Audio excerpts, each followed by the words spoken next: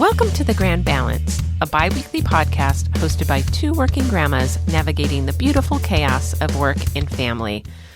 Hey, Sharon. Hi, how are you? I'm great.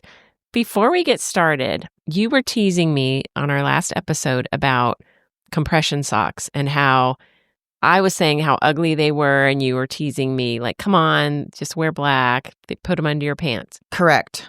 Okay. You know that show Hacks with Jean Smart? It's like so Emmy funny. Award-winning. Yeah.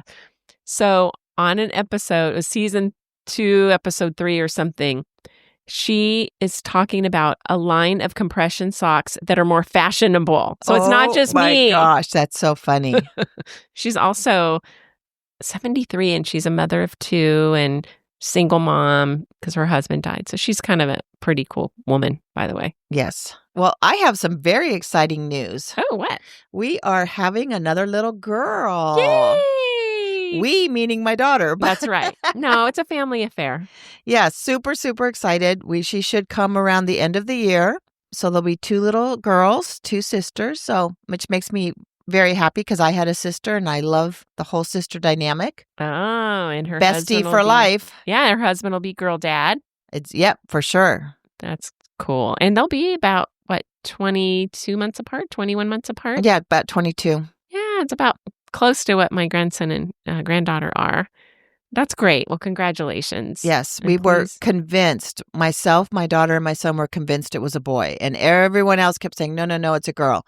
But her pregnancy has been so much worse, we thought it has to be different. Yeah. And so I was going to see her last week. So I thought I'm going to be so smart and buy all kinds of cute boy clothes I found on sale at Target.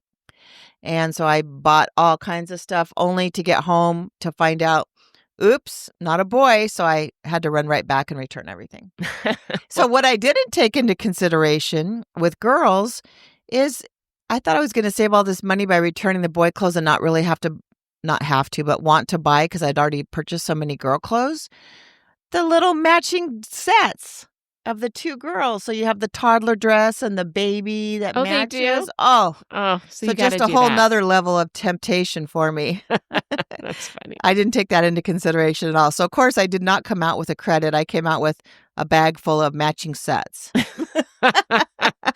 All right. Well, you can do that for the first one. And then we got to get back to some of our prior episodes where we were, we need to practice what we preach. So financially, don't go blowing money on little girl clothes when there's so many probably in the attic or something. I know. It's just so tempting. But yes, I am working on it. I told my daughter before I was banned from Target, a self-imposed ban. But now I'm going to probably put that back into place. No going over to the kids section when I'm in Target or any other department store. That's right. So speaking of practicing what we preach, I've been trying really hard to do that on a couple of things that we've talked about in the past. So one, which is actually showing some success, is stacking. Remember when we had that episode, I think it was 11? With Robin Leopold, yes. And she had talked about stacking, doing more than one thing at once or taking care of the basics while getting something else in. Yes. So when I brush my teeth, I do 20 squats. Oh, nice. So okay. That's twice a day. I'm actually seeing a little progress on the backside. Oh, nice. Now I feel like a lagger as I'm trying to get my water down because that was what I really need to work on. That's awesome, though. Yeah. It's a good reminder. We definitely can do that throughout our day. Right. And then on another episode, we talked about sleeping and how many of us have a hard time falling asleep. Yes, I do remember. remember. What episode was that? It was episode 32. Yes. 32, which we were like, ask the grandmas. Right. Yes, exactly. Because so many people had the same issues with sleep. Right. So your recommendation, and based on studies, you had said, don't go to bed with a book, screen time, or anything. And I would always go with a book. I try to avoid screen time, but I'd always go with the book. And your recommendation, or doctor's recommendations, was just go to bed, and it's going to be hard, but just lay there. And it was really hard. But I did it for about a week and a half, 2 weeks without anything. And now it takes me like 5 to 10 minutes to fall asleep with nothing. Nice. I really got to practice what I preach there because I usually look at my phone for my next day's schedule, and I just know that blue light. And then you know how looking at my schedule leads to looking at some Instagram reels, which leads to looking at some TikTok. Right. So yeah, I definitely good reminder, because I need to do that as well, because I have been having problems falling asleep. Yeah. So anyway, so those are 2 things. I mean, we've given a lot of advice. There's probably 50 we've said, but I did do 2. No, and they're working. I'm glad it's working. Yeah. Anything that you've been doing? Well, one thing that I had no idea was going to be such a benefit to my life is I've had a garage issue for years. I know you had said It's been like a running joke, because kids came and moved home from dorms and apartments and just kept stuffing random furniture pieces, kitchen stuff. So then it got to be a unruly mess. So then I would just stick stuff out there I didn't want to deal with. So it got to the point where I couldn't park my car in the garage, which in San Diego, I thought no big deal. We don't really have weather. So I didn't really care that much. Well, my sister has been forever, you got to get that garage cleaned. And I was like, now it's to the point where it's not a one-person job. So she and my niece came out for my birthday, and we tackled the garage project. And you'll be happy to hear I can park in the garage, which I didn't think I would love so much, and I love. Yeah. Just the safety part of it. I never feel unsafe, but just rolling in, the car not being in the sun so the car doesn't get so hot. Better for the paint, stays cleaner much longer. Well, that sounds like an amazing birthday present they gave you. Yeah, so after all the lightness I felt after that, I kind of looked into it, and there are benefits to decluttering. And I feel like so many people in our situation have houses lifetime full of things. True. And so now it's kind of like we're at the stage where we need to start going through things. You just don't want eventually, when the time comes and we're much older, to have a house full of things that your kids have to deal with or tackle. You're right. They'll have to. We had that with my grandmother. There was so much. I know, you hear tales all the time. So definitely one of the things I'm going to try to do now that we got the overwhelming huge garage project done is just go room by room. And I know you've been doing the same. Right. Well, so both kids are out of the house, obviously now. And I have 3 spare rooms, basically. And since I do watch my grandkids now, still they come over at least once a week, I am creating a baby room, or like a kid's room.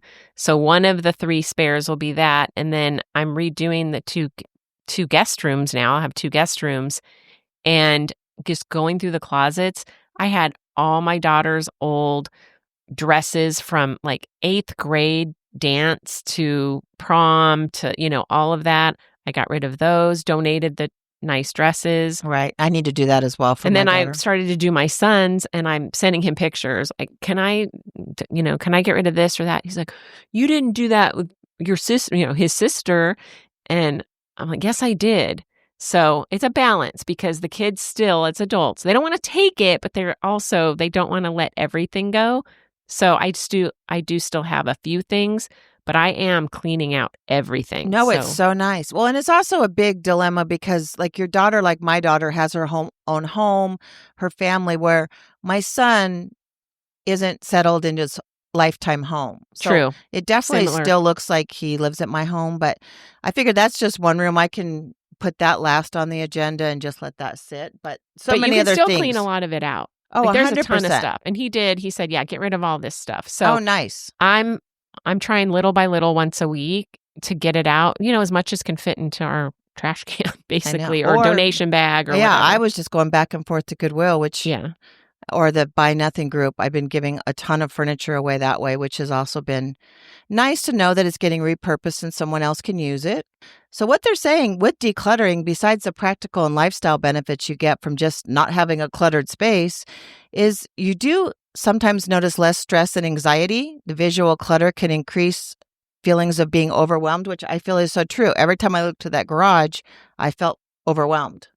That's how I felt, especially when I was traveling a lot and I would come home and the house was a mess. Right. I was just, it was so defeating. It's like, I'm so tired, and now I see this messy house. But if I came home on the days, we do have a lady that comes once every other week. When I would come home the day that she was cleaning, it was like, home, my rest place. The smell of a clean home. Yeah.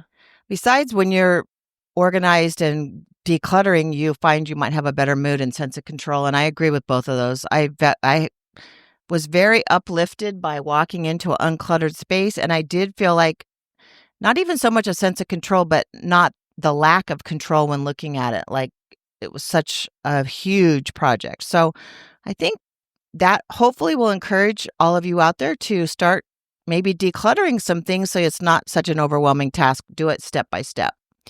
And, practicing what you preach. It's so funny. I think I mentioned I was helping my daughter with cleaning out an office, cleaning out a utility closet and stuff like that. I love cleaning and organizing for other people. Oh, but for that's myself, funny. it's harder. And I think that's kind of where you were too. Right. With Yeah. your garage.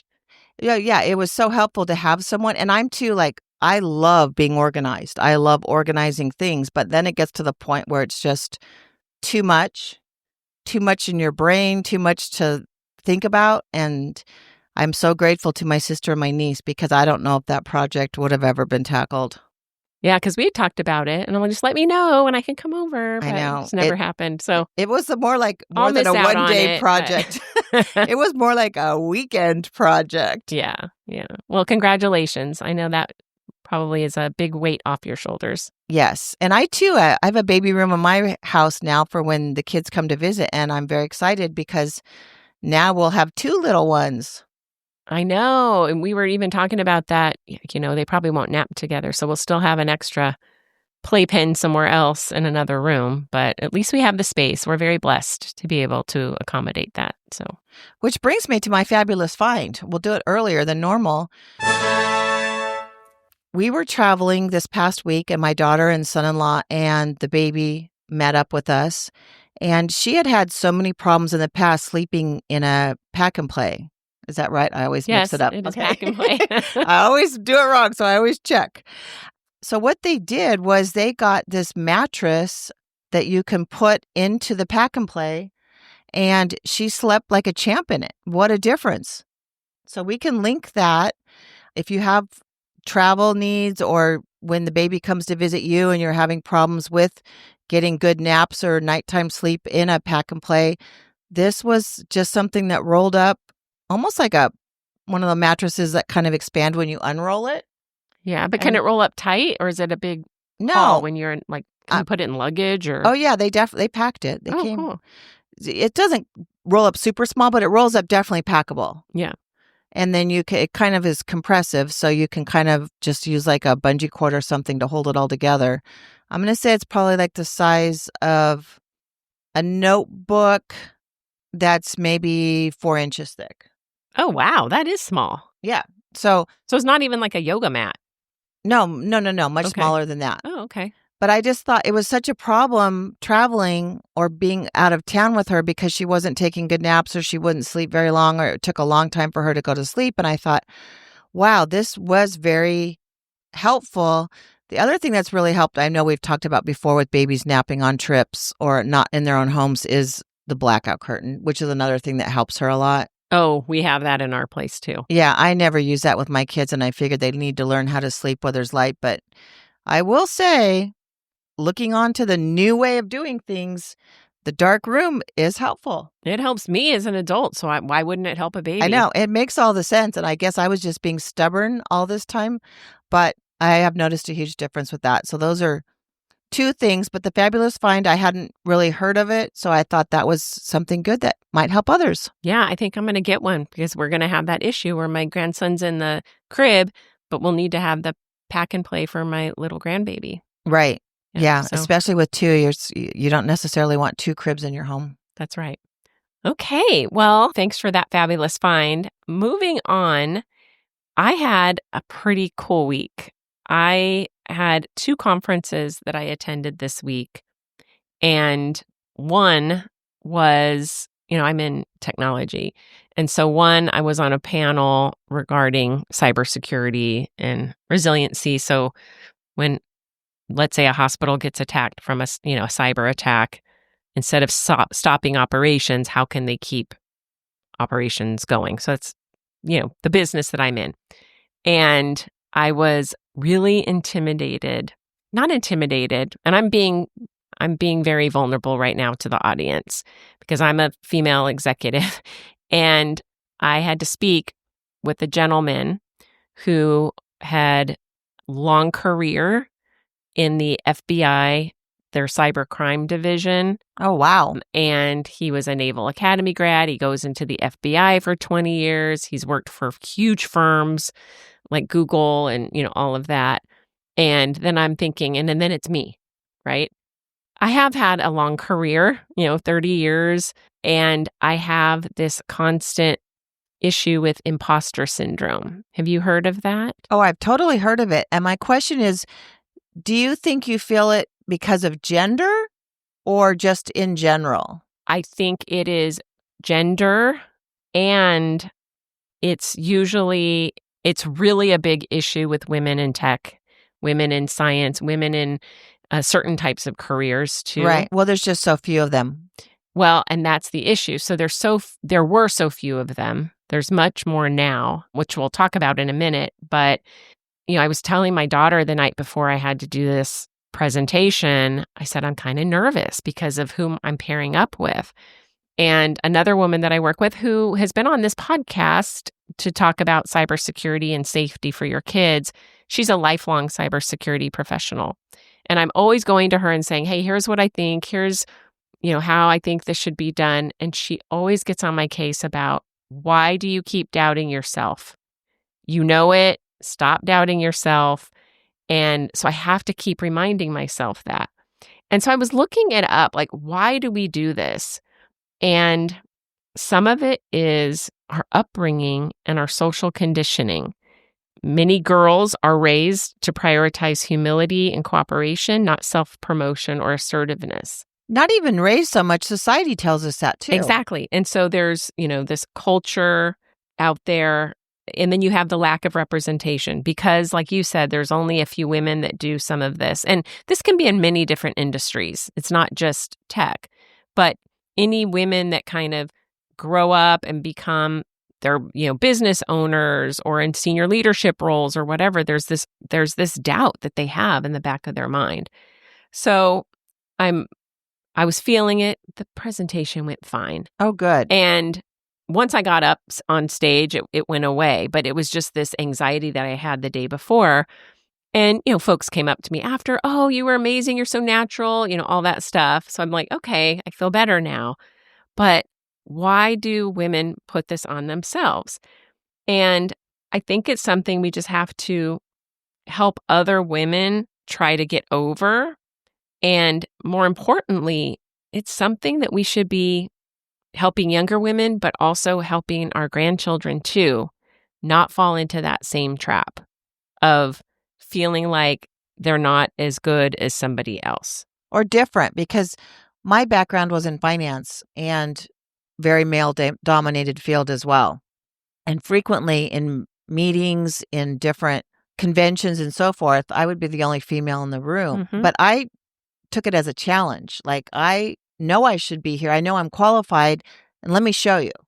And I think maybe that it's somewhat perspective, because definitely society tells us on the regular basis different things.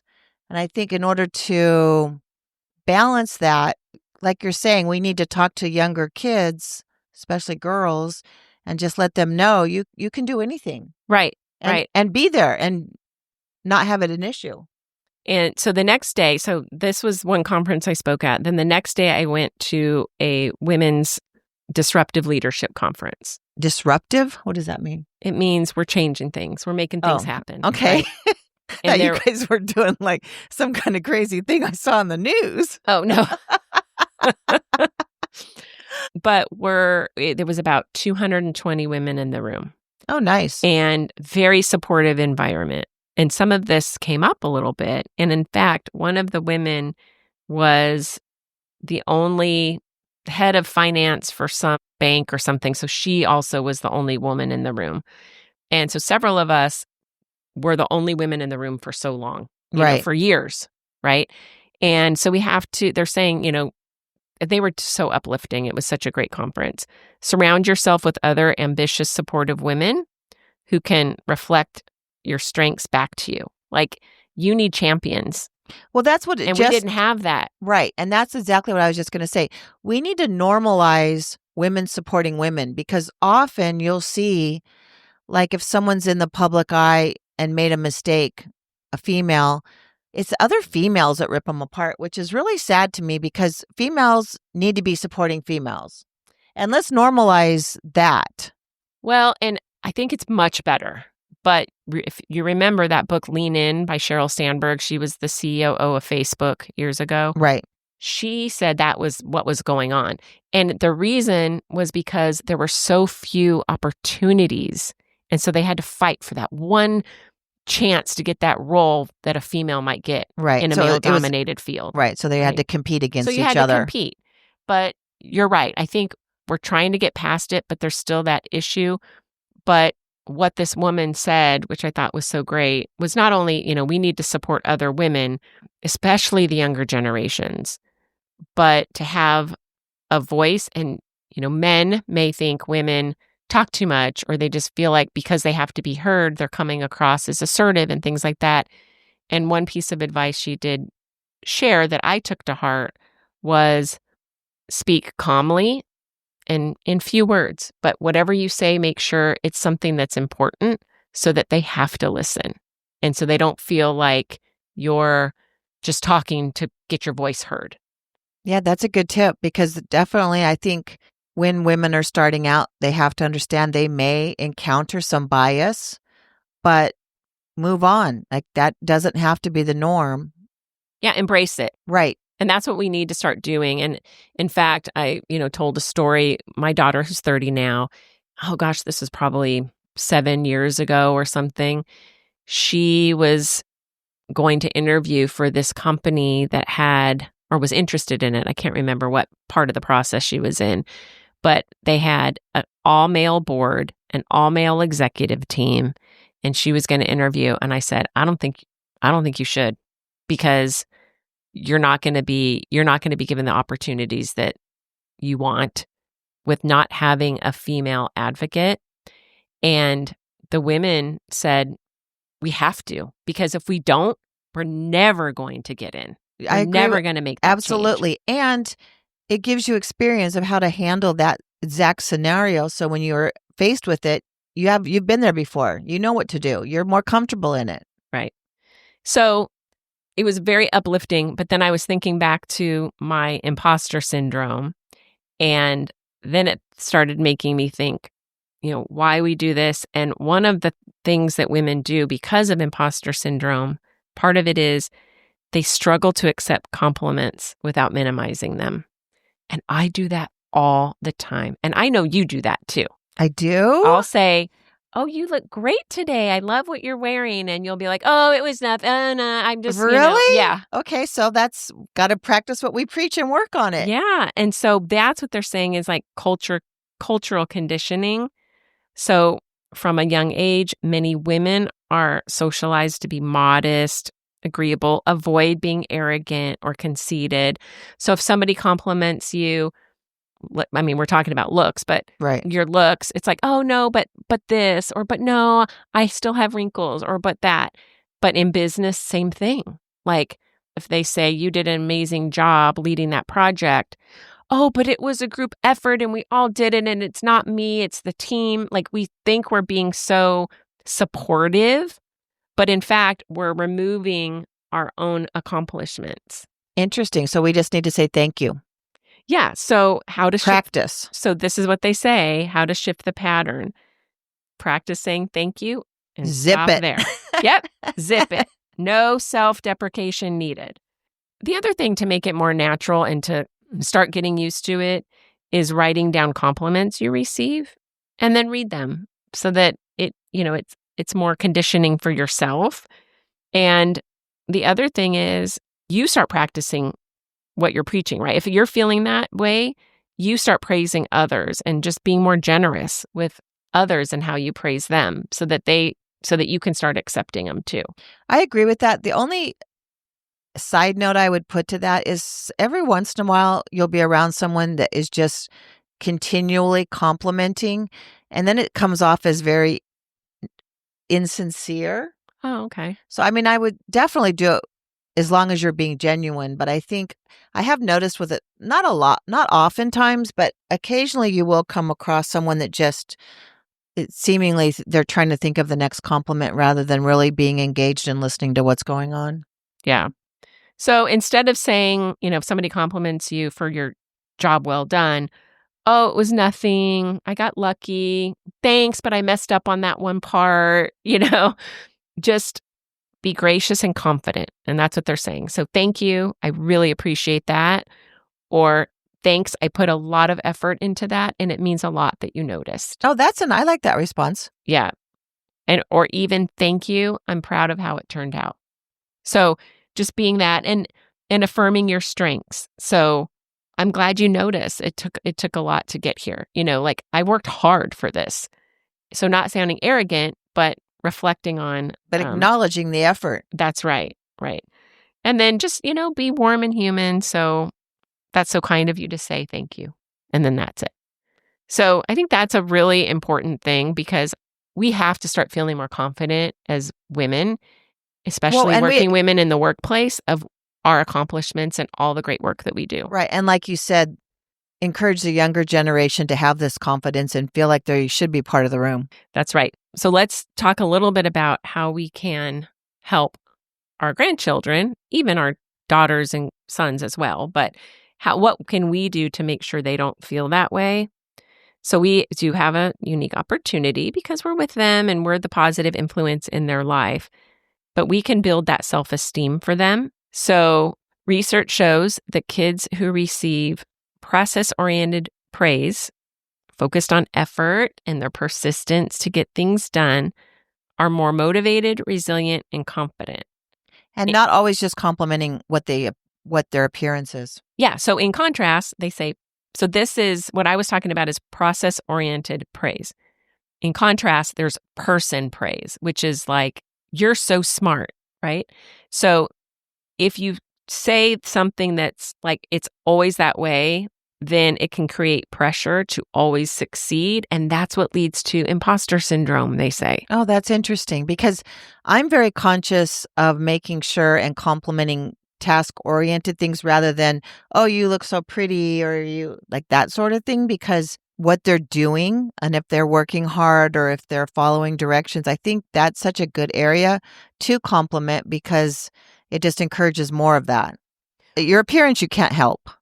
Right. And so they were even saying that if you do, well, an appearance is one thing, but even if you always tell somebody that they're smart, that if they don't get something right away, they're not going to feel smart and they're not going to keep trying. But no, that does make some sense Your to me. grandkids won't keep trying because they'll say, oh, I failed at it, so I don't want to do it because I won't be smart. Or there was a study that said kids that were raised more with that person praise as they grew up, they were 40% more likely to lie about grades and about tests that they failed than the kids that were taught that it's a constant learning curve. It's okay if you keep learning and keep trying. Isn't that weird? Yeah. I get it, but I was like, wow, it even goes to like the schools and stuff, like hiding your report card from your parents and stuff. Wow. Yeah, because I have read a lot saying you should compliment the effort put into things or compliment when something goes wrong and they try again, which hopefully creates resiliency. But that makes a lot of sense. Another thing I saw recently, I think it was on social media, but it kind of stuck with me as far as advice is with younger kids or even kids in general, I guess, never be the first to let go of a hug. Isn't that sweet? Where did I see that? I don't know. It struck me somewhere too. I thought it was a movie or something. I just thought it was so sweet because it's true. Like if a kid's hugging you, let them be the one to let go. Yes. Oh, I love that. So examples of praise that builds confidence. So, okay, grandmas, listen, because this is what we need to be doing differently. Instead of saying, you're so smart, say, you worked really hard on that. Praising the effort. Yep. That was perfect. You didn't give up, even when it was hard. You could say that instead. Or you're a natural. Instead, say, I can tell you've been practicing. And the one I do all the time is great job, right? Oh, I say that all the time as well. But they say that's okay as long as you follow it up with something. Great job. You figured it out. Or you didn't give up. Or you didn't give up, or something that's process oriented. Okay, I like it. And thank goodness, because I say it so much. I know it would be very difficult for me to stop saying that. I know. I watched videos back that I've taken of my granddaughter, and it's me saying that a lot. Yeah. And the one thing, it's so funny because my grandson knows now. So he'll be trying something really hard and then he'll finish because we've been practicing ABCs. And so he'll get through it with me and then I'll go, yeah, baby. So now he'll tell his mom and dad, Grandma says, yeah, baby. Yeah, oh, baby. how cute. So that's our little thing, which I love when he, acknowledges it. But anyway, I thought those were good tips because I face imposter syndrome. I need to get over it as a working woman, but I think we can do a much better job to helping the younger generation not fall into the same trap. Right. I like that because that's our future. That's right. So anyway, great week. I have more to talk about from this Women's Leadership Conference, but we'll do that on another episode. And because I think we have a lot to learn from these 220 amazing women that we're all in a room together sharing. We just learn so much from each other when we get together. It sounds like a great environment. Yeah. And I think we just need to be doing more of that, sharing with each other, building each other up, and being real about what our challenges are as women, as working women, and as working grandmas, which there were plenty in the room. So I can't wait to talk about that. I love it. All right. Well, until next time, we'll talk. I'm going on a cruise next week, so Enjoy. We'll get together after. Sounds good. I can't wait to hear about it. Okay. Have a great day, everyone. Thanks for listening. Please like and subscribe. Bye-bye. Bye. Thank you for listening. Please like and subscribe to the podcast so we can continue to grow our community. Also follow us on Instagram at Working Grandmas Podcast, on Facebook at The Grand Balance, a Working Grandmas Podcast, and join our LinkedIn group, Working Grandmas. You can also email us at info@workinggrandmas.com or message us through any of our social media platforms.